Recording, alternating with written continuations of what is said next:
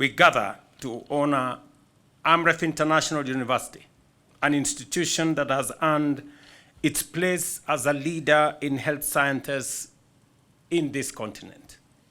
This charter is not a symbolic gesture. It is a recognition of excellence, integrity, and demonstrated impact. It is an acknowledgement that when institutions align purpose with action, they transform societies. One of the most remarkable things about Amref International University is that its story did not begin in lecture halls or boardrooms. It began in villages, clinics, and communities across Africa. Before there were classrooms, there were outreach teams. Before there were degree programs, there were health workers trained to serve where the need was greatest. Before titles and credentials, there was trust earned through service, compassion, and results. That is why today's honor carries deep meaning.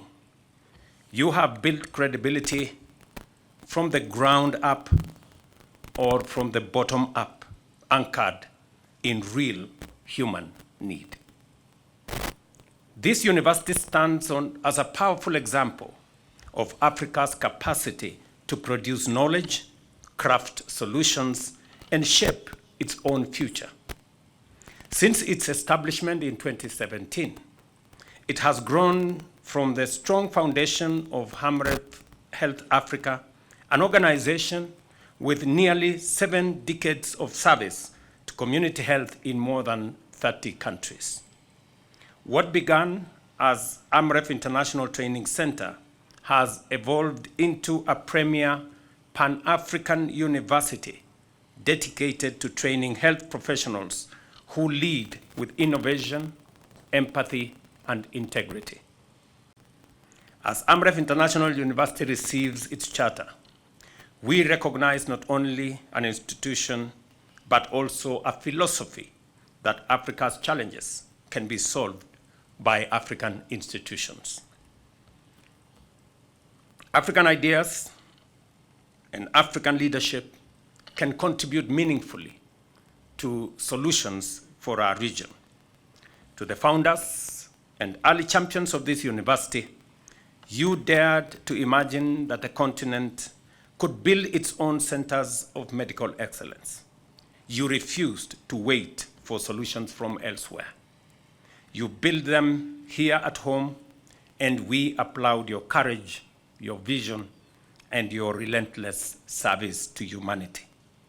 I must commend Githinji Gitahi for the comments that he has made, especially the dedication of Amref University to training health professionals.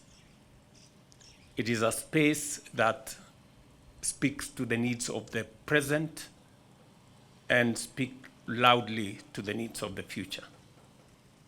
As I speak to you, 3 years ago, we converted community health volunteers, people who went out of their way as volunteers to serve communities in different aspects.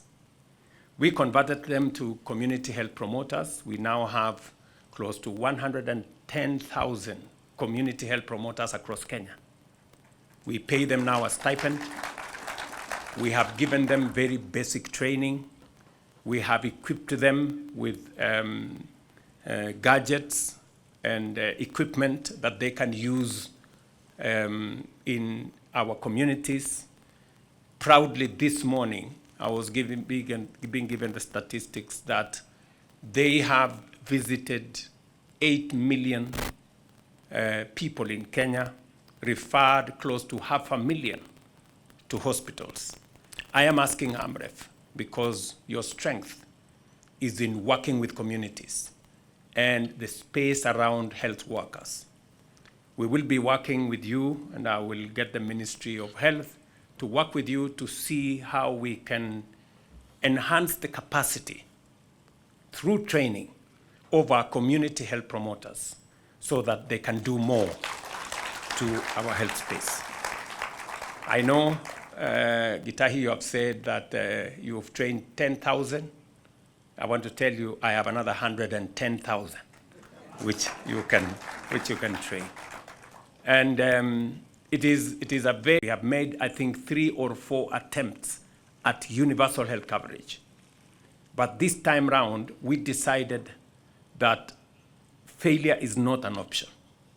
And that is why we have rolled out universal health coverage. We've changed the legal foundation. We now have 4 pieces of legislation. We have come with the primary health fund, and I want to commend Amref because they worked with us on the setup of primary PCNs, primary care networks around the country. We now have 315. We have clustered communities and health facilities so that it becomes easier for us to manage. And we couldn't have done it without the support of Amref. They not only gave us support in terms of the human capital and the training that was necessary, they even gave us sponsorship. So on behalf of the government of Kenya, I want to say to Amref, we sincerely thank you for your partnership in delivering the most critical aspect beyond education, health.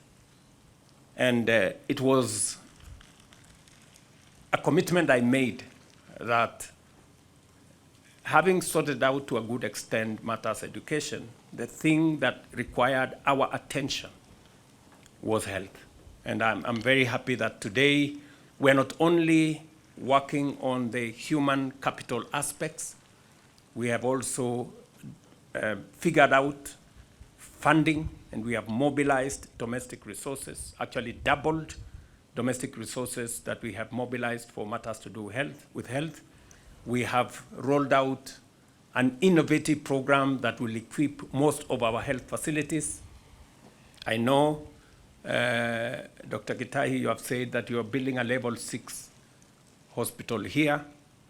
When the time comes for equipping that hospital, I have some ideas.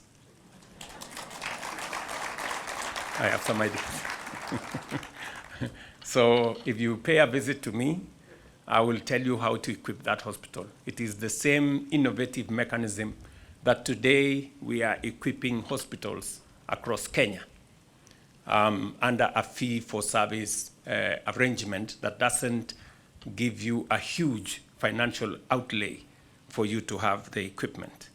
And I am looking forward to working with you as we expand the footprint of health infrastructure in Kenya, because health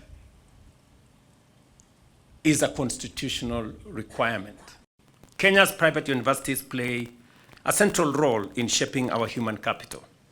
Of the 82 chartered universities in the country, 37 are private, and today Amref International University become the 39th university after Monday's 38th university. Private universities account for more than 20% of all university enrollment and are essential partners in expanding access to quality higher education. They innovate faster, adapt more quickly to industry needs, and stand ready to respond when the country faces shortage in critical skills. When Kenya needed more health workers, institutions like this one stepped forward. This is what it means to build a nation that works for its people. Africa carries 25% of the global disease burden, but has only 3% of the world's health workers. Kenya currently has about 189,000 registered health workers. But to achieve global standards and for our universal health coverage plan, we need at least 300,000 more in the coming decade. And Amref International University is going to be a central cog in making sure that we have these personnel. This is why your work is not ordinary. It is strategic. It is national in importance and continental in relevance. Our education system must produce graduates who can solve real problems. That is why we are reforming learning from early childhood to the university. Our competence-based education and training system is being strengthened to ensure learners acquire practical and relevant skills. At the technical and vocational level, more than 2,000 institutions are now training over 700,000 young people for industry. In our universities, enrollment currently stands at 650,000 students. Through the new higher education funding model, students receive government support based on their levels of financial need. And for the first time, scholarships, loans, and bursaries are being distributed fairly and transparently. We are also strengthening funding for science and innovation. The new Kenya National Research Fund framework prioritizes research in health, agriculture, manufacturing, and climate change. And universities that align their research with national priorities will receive support to scale up their impact. That information is very relevant to the Vice Chancellor.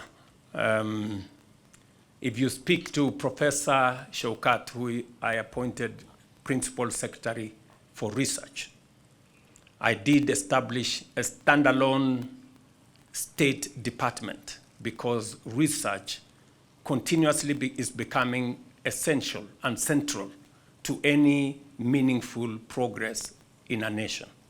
And therefore, we have consolidated all our research resources, funding, and strategy in one state department.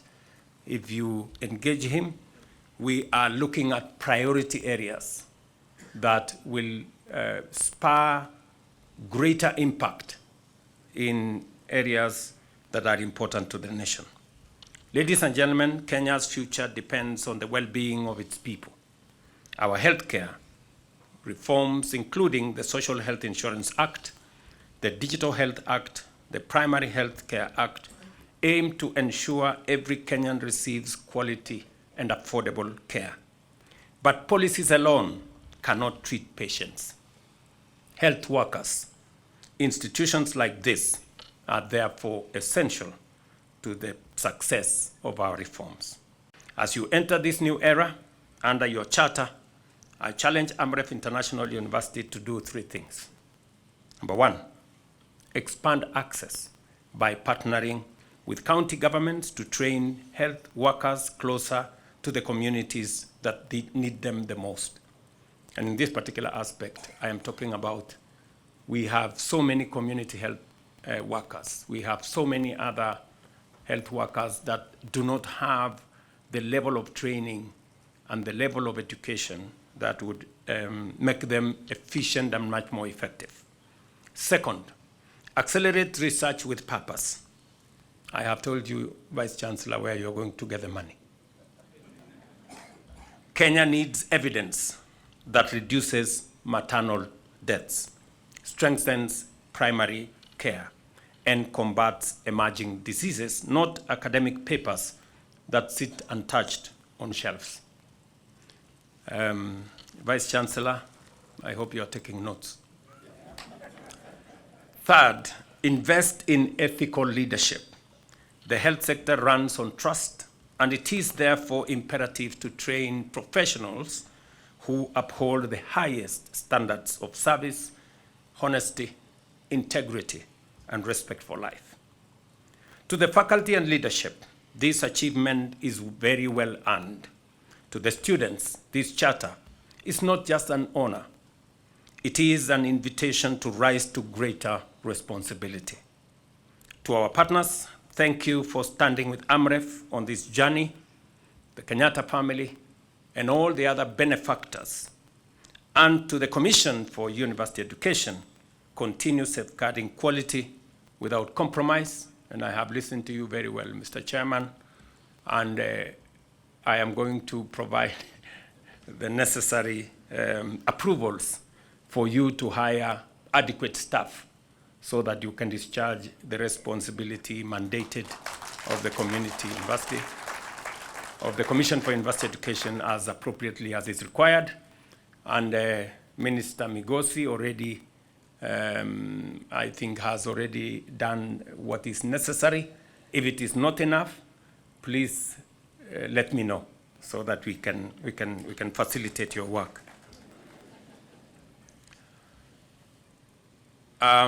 Today, we welcome Amref International University fully into Kenya's family of chartered universities.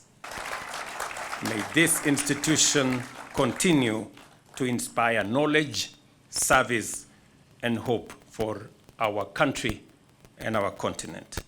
Congratulations, my very best wishes, and God bless you. Whereas the Cabinet Secretary for Education has submitted the charter to me with recommendations thereon, and whereas I, William Samoei Ruto, President and Commander-in-Chief of the Defense Forces of the Republic of Kenya, am satisfied that the granting of charter to Amref International University will be of benefit to the advancement of university education in Kenya. Now whereof, by this presence, be it known that in exercise of powers conferred upon me under Section 19 of the Universities Act, Cap 210, Laws of Kenya, I, William Samoei Ruto, President and Commander-in-Chief of the Kenya Defense Forces, hereby grant the charter annexed hereto to Amref International University on this 19th day of November in the year of the Lord 2025.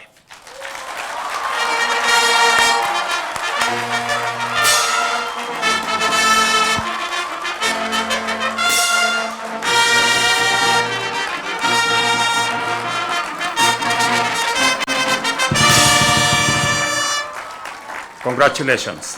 Thank you very much. And that charter, Your Excellency, is the legal document establishing the university. It will form as a point of reference for the university. It contains the mission and vision of the university, their objectives, their governance structures, and that is passed over to the Vice Chancellor, who will then keep custody of that particular document. The next instrument, Your Excellency, is a maze, and that will also be passed off to the university. Your Excellency, you can see the symbolism on that particular document, instrument, that there is the map of Africa showing their commitment to African solutions for African problems, and especially with reference to health. And that instrument will be used by the Vice Chancellor, so it passes over to the Vice Chancellor, and it will be used in university occasions. Whenever it's up, it means that an occasion of the university is in progress. Then we have the logo, Your Excellency. It has the same symbolism as you had seen in the maze. So the shape of Africa is there. Their tagline is there, inspiring for lasting change. That also will provide for quick recognition of the university, and it is passed over then to the Vice Chancellor, who will take custody and keep the instrument. The next instrument, Your Excellency, is the seal. And with the seal, the university will be able to authenticate documents, Your Excellency, and any document coming to us with that seal, we know it's an authentic seal, so that it will be kept securely by the Vice Chancellor for use. And the last item, Your Excellency, is the accreditation report. And that accreditation report, voluminous that it looks, is a documentation of our inspection of the institution.